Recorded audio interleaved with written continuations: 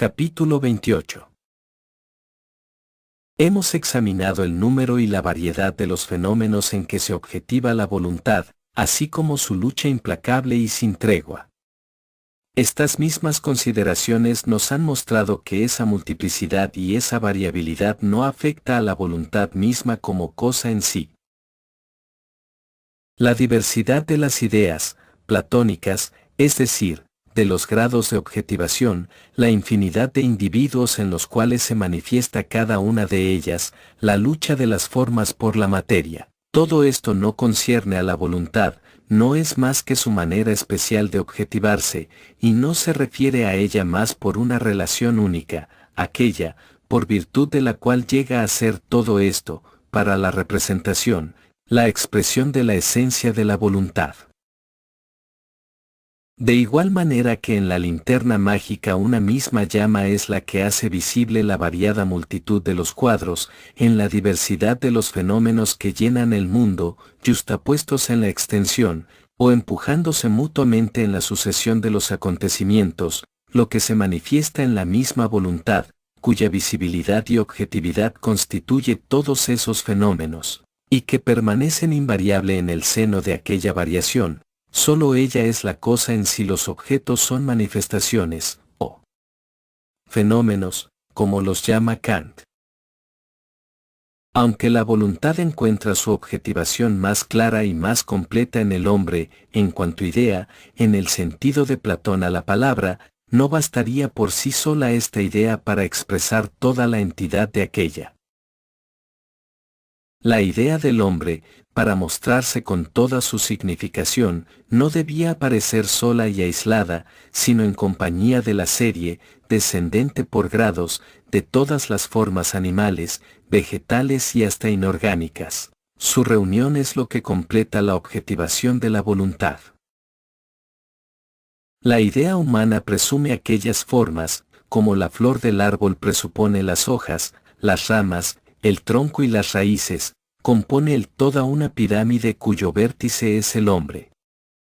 Por poca afición que se tenga a las comparaciones, se podrá decir también que estos fenómenos acompañan al del hombre con tanta necesidad como acompañan a la plena luz todas las gradaciones insensibles de la penumbra, a través de las cuales perdiéndose en la oscuridad, o bien tomando la comparación de la música puede decirse que el animal y la planta son la quinta y la tercia inferiores del hombre, y el reino inorgánico su octava baja.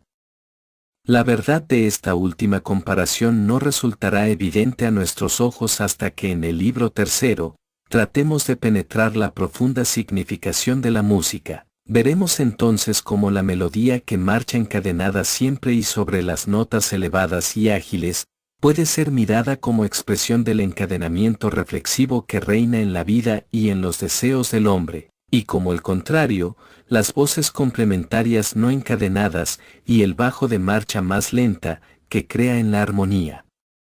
Indispensable para completar la música, son la imagen del resto de la naturaleza animal y de la naturaleza inconsciente. Hablaremos de esto en otro lugar donde no parecerá tan paradójico.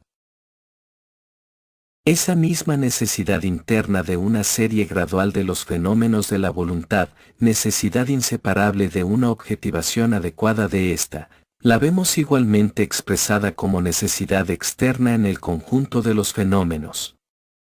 Es la necesidad que tiene el hombre de los animales para su subsistencia, la que éstos tienen unos de otros por grados sucesivos y la que tienen también de las plantas, las cuales necesitan del suelo, del agua, de los elementos químicos y de sus compuestos, del planeta, del sol, de la rotación y del movimiento de traslación en torno del último, de una oblicuidad de la elíptica, etc. Todo esto proviene, en el fondo, de que la voluntad tiene que alimentarse de su propia sustancia, puesto que fuera de ella no existe nada y es una voluntad hambrienta. De ahí esa persecución del objetivo, esa angustia y ese dolor universal. Así como, por haber reconocido la unidad de la voluntad, de la cosa en sí, en medio de la infinita variedad y multiplicidad de los fenómenos, hemos podido darnos cuenta de esta maravillosa e indudable analogía que existe entre todas las producciones de la naturaleza, de ese aire de familia que las hace parecer variaciones sobre un mismo tema, así también el conocimiento claro y profundo de esa armonía, de ese encadenamiento esencial de todas las partes del universo, de esa gradación necesaria que examinamos antes, nos dará una idea precisa y suficiente de la esencia y significación de la innegable finalidad de todas las criaturas organizadas, finalidad que admitimos hasta a priori, cuando estudiamos y analizamos la naturaleza orgánica. Esta adaptación al fin es de dos géneros, en parte es interior, es decir, consiste en una disposición tan armónica de todos los elementos componentes de un organismo único, que resultan de ella la conservación de organismos y la que, de su especie, presentándose a nosotros como el fin de aquella disposición. Por otra parte, la finalidad es exterior, es decir, consiste en una relación entre la naturaleza inorgánica y la naturaleza orgánica en general, o de las partes de la naturaleza orgánica entre sí, relación que hace posible la conservación del conjunto del reino orgánico o de especies diferentes de animales, de donde deducimos como consecuencia que aquella relación es el medio para este fin. La finalidad interior se enlaza con nuestras consideraciones actuales, de la manera siguiente. Puesto que hemos demostrado que la variedad de la forma en la naturaleza, de igual manera que la pluralidad de los individuos, no afecta, sino solamente a su objetivación y a la forma de ésta, síguese de ahí necesariamente que la voluntad es indivisible y que se halla presente por entero en cada fenómeno, aunque los grados de objetivación, las ideas, sean muy diferentes. Para facilitar la inteligencia de esto podemos considerar a las diversas ideas como actos aislados y simples, en sí, de la voluntad, en los cuales la esencia de ésta se revela más o menos enérgicamente. Los individuos a su vez son esa misma idea o actos de la voluntad, manifestándose en el tiempo, en el espacio y en la multiplicidad. Un acto o idea, en los grados más bajos de la objetivación de la voluntad, conserva su unidad hasta que el fenómeno, mientras que, en los grados superiores, necesita para manifestarse de toda una serie de estados que se desenvuelven sucesivamente, los cuales, considerados en conjunto, son la expresión de su esencia. Así, por ejemplo, la idea que se manifiesta en una fuerza natural tiene siempre una expresión simple, aunque pueda variar esta expresión merced a las circunstancias exteriores. De otro modo no podría siquiera demostrar su identidad, puesto que ésta no aparece sino después de eliminar las diferencias debidas únicamente a aquellas circunstancias externas. El cristal no tiene igualmente más que una sola manifestación de existencia, la cristalización, que encuentra enseguida su expresión suficiente completa en esa forma petrificada, en ese cadáver de una vida momentánea. La planta no expresa ya la idea, cuyo fenómeno es, de una sola vez y con una sola manifestación, sino por medio de un desenvolvimiento sucesivo de sus órganos en el tiempo. El animal no solo desarrolla su organismo con una serie de formas, con frecuencia muy diferentes, las metamorfosis, sino que esa misma forma, aunque es la objetivación de la voluntad en este grado, no basta para representar completamente su idea, que acaba de mostrarse en los actos del animal. En estos actos es donde se revela su carácter empírico, el mismo para toda la especie, que constituye entonces la manifestación completa de la idea, con la condición de un organismo dado como base. En la especie humana cada individuo tiene un carácter empírico especial, veremos en el libro cuarto, que llega hasta la supresión total del de la especie, por la anulación espontánea de toda voluntad. Lo que, por su desenvolvimiento necesario en el tiempo, y por su fraccionamiento consiguiente en acciones aisladas, nos muestra el carácter empírico, constituye, si hacemos abstracción de su forma en el tiempo, el carácter inteligible. Kant fue quien le denominó así, y por haber establecido estas distinciones y haber mostrado la relación que existe entre la libertad y la necesidad, o hablando con más propiedad, entre la voluntad como cosa en sí y su manifestación en el tiempo, hizo brillar más aún su mérito inmortal. Inicia comentario 1, véase la crítica de la razón pura. Solución de las ideas cosmológicas relativas a la totalidad de la derivación de los acontecimientos cósmicos y la crítica de la razón práctica. Compárense en este punto con mi disertación sobre el principio de razón. Termina comentario 1. El carácter inteligible coincide, pues, con la idea, o más particularmente con el acto primitivo de la voluntad que se manifiesta en la idea. El carácter empírico, no sólo de cada hombre, sino de cada especie animal, de cada especie de planta, y hasta de toda fuerza primitiva de la naturaleza inorgánica, puede ser considerado como la manifestación de un carácter inteligible, entendido como hemos dicho, o sea de un acto de la voluntad inexistente fuera del tiempo.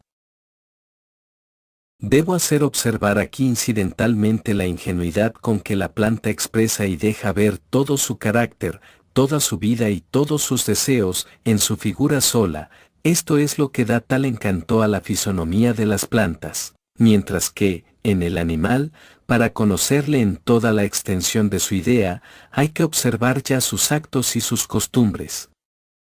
En cuanto al hombre, hay que estudiarle a fondo y ponerle a prueba, pues la razón le hace capaz del disimulo en grado eminente. El animal es tan superior al hombre en calidez, como la planta lo es al animal. En el animal vemos la voluntad de vivir más al desnudo que en el hombre, donde tanto conocimiento la encumbre, y donde además la facultad de fingir la oculta de tal modo, que su verdadero ser no se descubre más que por azar y durante algunos momentos. Esa misma voluntad se muestra completamente descubierta, aunque también más débil, en la planta, como tendencia ciega de vivir sin fin y sin propósito. La planta exhibe todo su ser a primera vista, con sencillez completa, y su inocencia no padece con que los órganos genitales, que en el animal ocupan la parte más oculta, se desplieguen en su cima. El candor de la planta depende de que carece de conocimiento. La falta no está en el querer, sino en el querer consciente. Cada vegetal habla ante todo de su patria, del clima de ésta, y de la naturaleza del suelo en que crece. El menos versado en botánica conoce sin trabajo si una planta exótica pertenece a la zona tropical o a la templada, si crece en el agua, en los pantanos, en las montañas o en la llanura. Pero, además, expresa la planta la voluntad especial del género, y dice algo que no puede traducirse a ningún otro idioma. Volvamos ahora a nuestro asunto y ocupemos en aplicar lo que hemos dicho al estudio de los organismos, desde el punto de vista de su finalidad. Si en la materia inorgánica la idea, considerada en todas partes como un solo acto de voluntad, no se manifiesta más que en un fenómeno único también, y siempre el mismo. Y si puede decirse en consecuencia que aquí el carácter empírico participa de la unidad del carácter inteligible, y que los dos coinciden en cierta manera, de suerte que no aparece es este caso finalidad alguna interior. Sí, por el contrario, todos los organismos representan su idea por una serie de desenvolvimientos sucesivos, cuya condición en el número de las diferentes partes del organismo, colocadas unas junto a otras. Sí, pues, las manifestaciones reunidas del carácter empírico de la idea, no expresan el carácter inteligible de ésta aisladamente, sino en su total. No se sigue de ahí, sin embargo, que esta reunión de partes y esta sucesión de fenómenos supriman la unidad de la idea que manifiestan, del acto de voluntad que se representa en ellos. Por el contrario, esta unidad encuentra entonces su expresión en la relación necesaria y en el encadenamiento recíproco de esas partes y de esos desenvolvimientos, por virtud de la ley de causalidad. Como la voluntad una, indivisible y, por lo tanto, conforme siempre consigo misma, es lo que se manifiesta en el conjunto de la idea, cual si está fuera un solo acto, es necesario que su fenómeno, aun estando diseminado en una multitud de partes y de estados, muestre esa misma unidad en su concordancia perpetua, y, en efecto, la relación necesaria y la dependencia de todas esas partes en sí, restablecen en el fenómeno la unidad de la idea. Por consiguiente, todas las partes y funciones del organismo se nos presentan como medios y fines recíprocos y el organismo como fin último. Resulta de ahí que por un lado, la diseminación de la idea, que en sí es simple, en cierto número de partes y de estados orgánicos diferentes, así como de otro lado, el restablecimiento de su unidad por el enlace necesario de esas partes y estados, debido a que son causas y efectos recíprocos y por lo tanto medios y fines, no conciernen a la voluntad como tal, que se manifiesta en la idea, no afectan a la cosa en sí, sino esencial y únicamente a su fenómeno en el tiempo, el espacio y la causalidad, que son modos del principio de razón, formas del fenómeno. Esa división y ese restablecimiento de la unidad no pertenecen al mundo como voluntad, sino al mundo como representación, a los procedimientos por los cuales la voluntad, en este grado de su objetivación, se hace objeto, es decir, representación. Es preciso penetrarse bien del espíritu de esta explicación, quizá algo arduo, y entonces se comprenderá perfectamente la teoría de Kant, de que la finalidad del mundo orgánico, así como la regularidad del reino inorgánico, son introducidas en la naturaleza por nuestro entendimiento, y pertenecen en consecuencia, al fenómeno y no a la cosa en sí. Esa admiración de que antes hablábamos, que despierta en nosotros la regularidad constante e infalible del mundo inorgánico es esencialmente aquella misma que nos inspira la armonía final de la naturaleza orgánica, pues en ambos casos lo que nos asombra es percibir la unidad de la idea, que para manifestarse había revestido las formas de la pluralidad y de la diversidad. Inicia comentario 1, véase la voluntad en la naturaleza. Final del artículo titulado Anatomía comparada, termina. Comentario 1. Hemos expuesto hasta aquí la finalidad interior. Por lo que toca a la finalidad exterior, que no resulta de la economía interna de los organismos, sino del apoyo y auxilio exterior que encuentran en la naturaleza inorgánica, o que se prestan entre sí, tiene también su explicación general en las mismas razones, puesto que el conjunto del mundo, con todos sus fenómenos, es la objetivación de una misma voluntad, puesto que es también una idea, que guarda con las demás la relación que existe entre la armonía y las voces aisladas. La unidad de la voluntad debe mostrarse aquí también en la concordancia de todas sus manifestaciones. Esto resultará más claro para nosotros si examinamos atentamente las manifestaciones de esa finalidad exterior y de esa concordancia de las diferentes partes de la naturaleza entre sí, examen que, al mismo tiempo, aclara lo que antes expusimos. Con este fin vamos a fijar la atención en la analogía siguiente. El carácter de cada hombre, como carácter individual y no comprendido por entero en el de la especie, puede ser considerado como una idea particular correspondiente a un acto especial de objetivación de la voluntad. Este mismo acto sería entonces su carácter inteligible, cuyo fenómeno sería el carácter empírico. El último está enteramente determinado por el primero, que es voluntad, voluntad sin razón, o sea no sometida, como cosa en sí, al principio de razón, forma del fenómeno. Durante todo el curso de la vida, el carácter empírico debe ser la imagen del carácter inteligible, y no puede tomar otra marcha que la que le impone es la naturaleza de éste. Pero esa determinación se extiende solo a lo esencial y no a lo accesorio de la existencia. Entre las cosas accidentales están los acontecimientos y los actos que dan ocasión para que se muestre el carácter empírico. Estos actos son producidos por las circunstancias exteriores que suministran los motivos sobre los cuales reacciona el carácter en virtud de su naturaleza y como pueden ser muy diversos. Por su influencia se regulan el sesgo exterior de la manifestación del carácter empírico, es decir, la forma efectiva de la conducta, el aspecto histórico del curso de la existencia. Esta forma podrá realizarse de muy diferente manera, aunque lo esencial, el contenido del fenómeno, sea el mismo, es accidental, por ejemplo, cuando se juega, que lo que se aventura sea nueces o monedas. Lo esencial del caso es que se juegue honradamente o se hagan trampas, lo último es lo determinado por el carácter inteligible, lo primero depende de las influencias exteriores.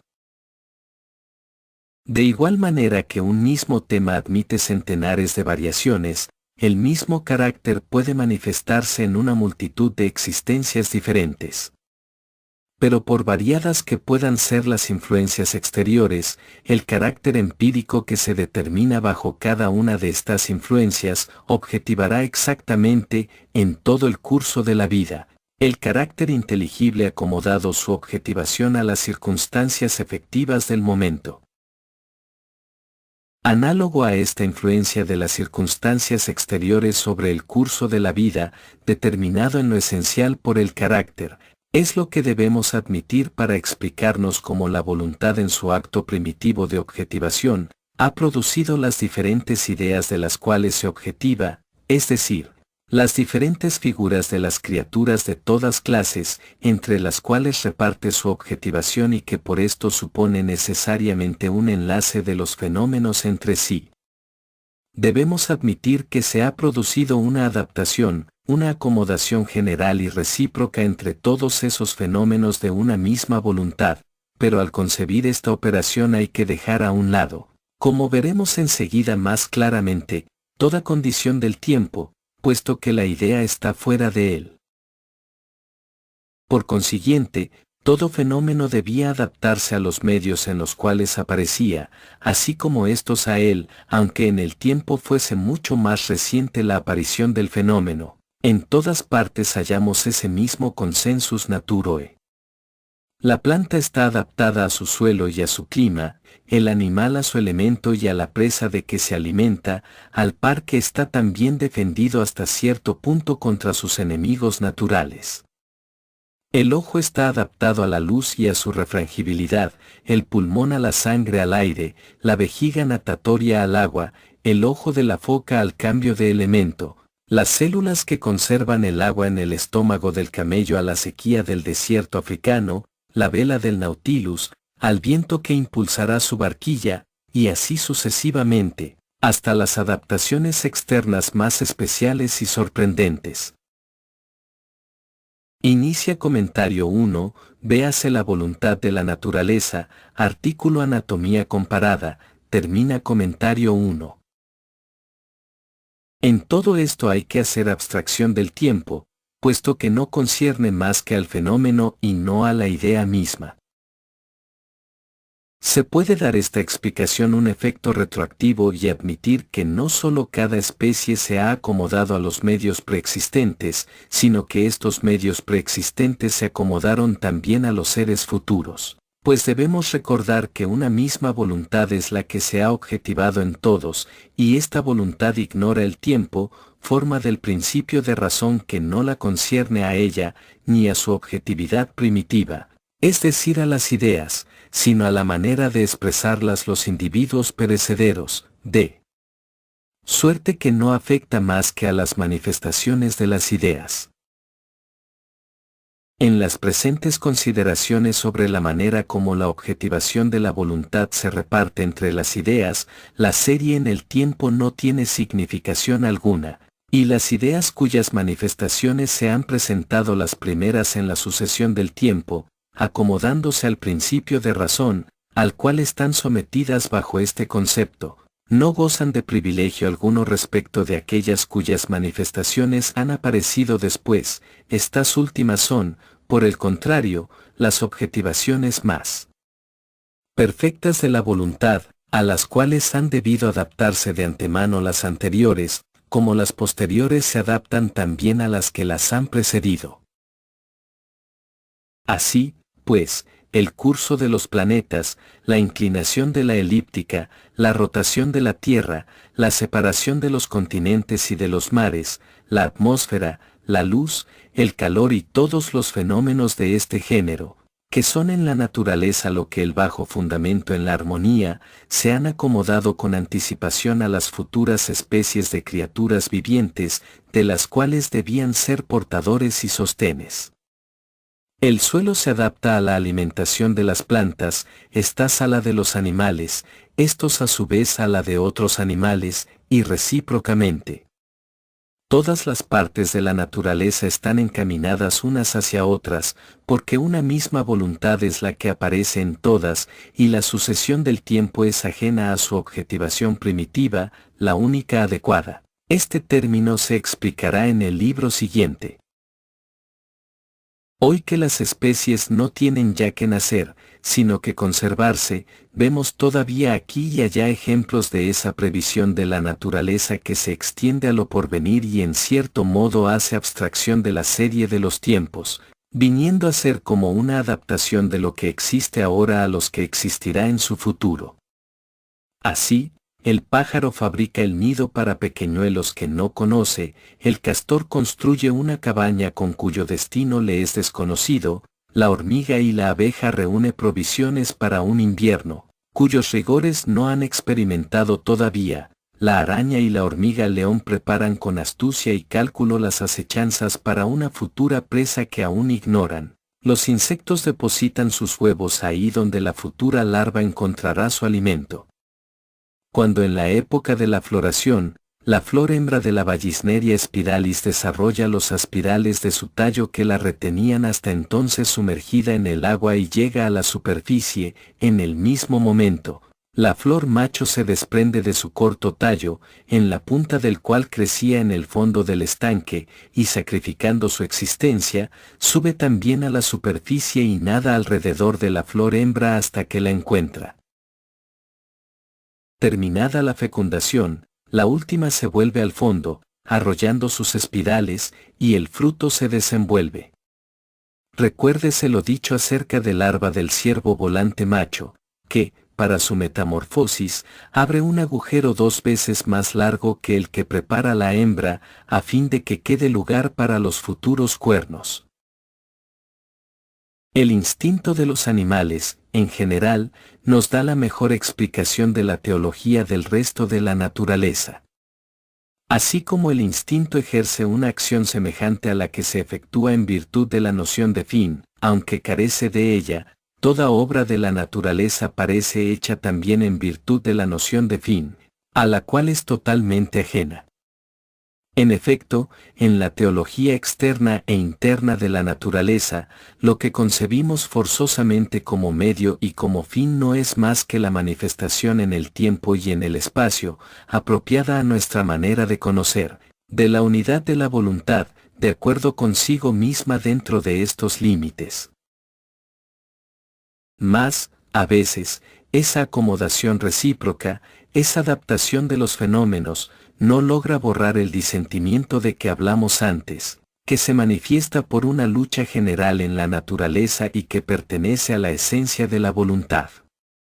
Aquella armonía no se extiende más que a lo indispensable para la existencia duradera del mundo y de sus criaturas, que sin ella habrían perecido hace mucho tiempo. Por esto se limita a asegurar la conservación de la especie y de las condiciones generales de existencia y no la de los individuos. Sí, por efecto de esta armonía y esta acomodación, las especies, en el reino orgánico, y en el inorgánico las fuerzas naturales generales, existen unas junto a otras y hasta se sostienen mutuamente. En cambio, el conflicto íntimo de la voluntad, que se objetiva en todas esas ideas, se manifiesta en la guerra incesante de exterminio que se hace los individuos de aquellas mismas especies y en la lucha perpetua y recíproca de los fenómenos de aquellas fuerzas, como ya hemos indicado. El campo de batalla y el objeto de este combate es la materia, cuya posesión se arrebatan los combatientes, es el tiempo y el espacio, cuya reunión, en forma de causalidad, constituye verdaderamente la materia, como vimos en el libro primero.